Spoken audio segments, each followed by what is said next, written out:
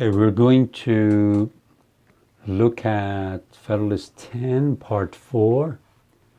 I have suggested this website, teachingamericanhistory.org. I have suggested 2 chapters of this book, Making the American South. And there is another book that I recommend because here he talks about creditors and debtors.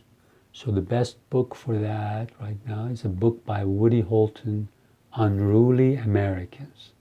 If you can, definitely read these books. 2 chapters here and the whole book here, and it will help you a lot.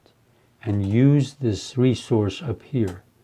They have all the Federalists, a lot of resources for you to study. They've got the summary of every Federalist, like they've got paragraph by paragraph of this Federalist number 10. Okay, now I will start reading. The inference to which we are brought is that the causes of faction cannot be removed, and that relief is only to be sought and the means of controlling its effects. I'd read this paragraph in part 3. I just wanted to repeat it. So we're going to see how we control the effects of faction. If a faction consists of less than a majority, relief is supplied by the Republican principle, which enables the majority to defeat its sinister views by a regular vote. It may clog the administration, it may convulse the society, but it will be unable to execute and mask its violence under the forms of the Constitution.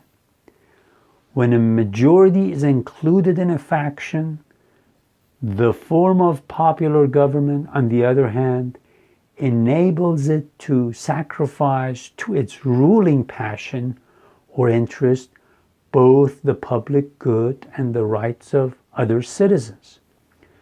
To secure the public good and private rights against the danger of such a faction, and at the same time to preserve the spirit and the form of popular government, is then the great object to which our inquiries are directed. So this is very important. He says, this is what we're going to be reflecting on. We have studied history. We have looked at the way our government has worked this last 11 years. And we know what has happened in different states. So we're going to tell you why we designed this Constitution the way we have. Let me add that it is a great desideratum by which alone this form of government can be rescued from the opprobrium under which it has so long labored and be recommended to the esteem and adoption of mankind. So see, again, he brings up that we are going to set up a republic, and hopefully it will be esteemed, respected by mankind, and it might be adopted by mankind. By what means is this object attainable?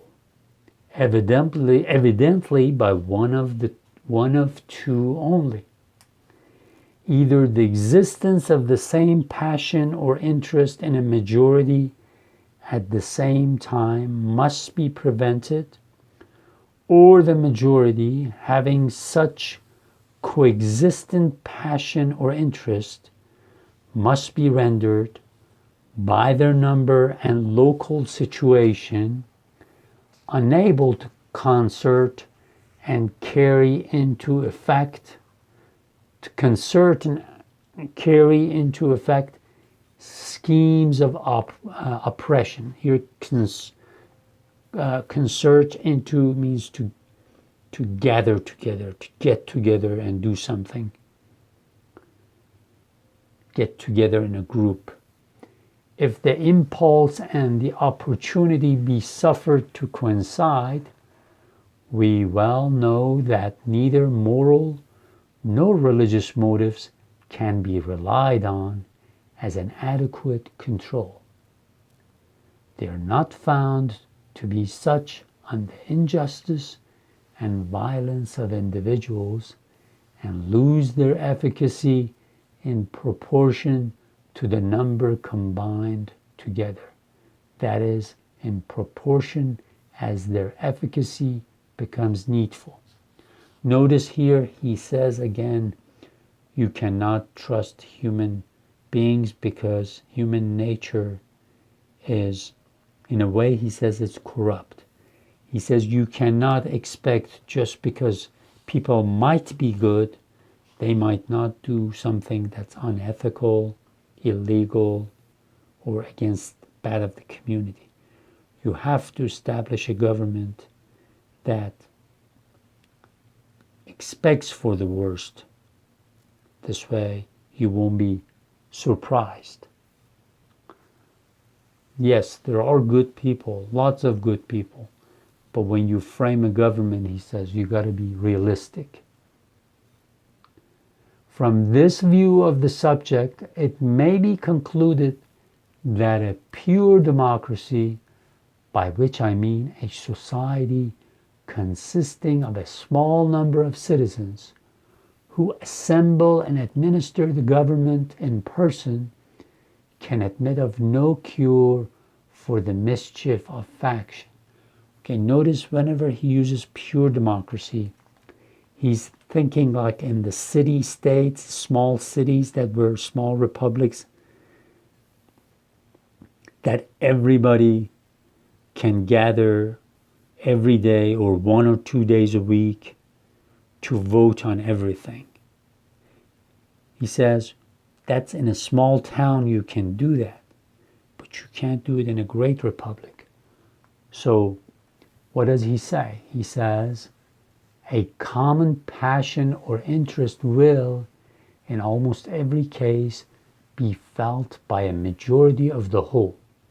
A communication and concert results from the form of government itself, and there is nothing to check the inducements to sacrifice the weaker party or an obnoxious individual.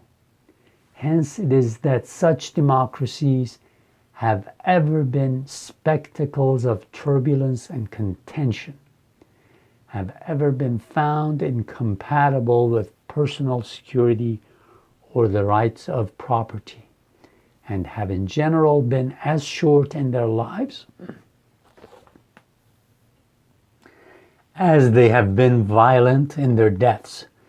Theoretic politicians who have patronized this species of government have erroneously supposed that by reducing mankind to a perfect equality in their political rights, they would at the same time be perfectly equalized and assimilated in their possessions, their opinions, and their passions.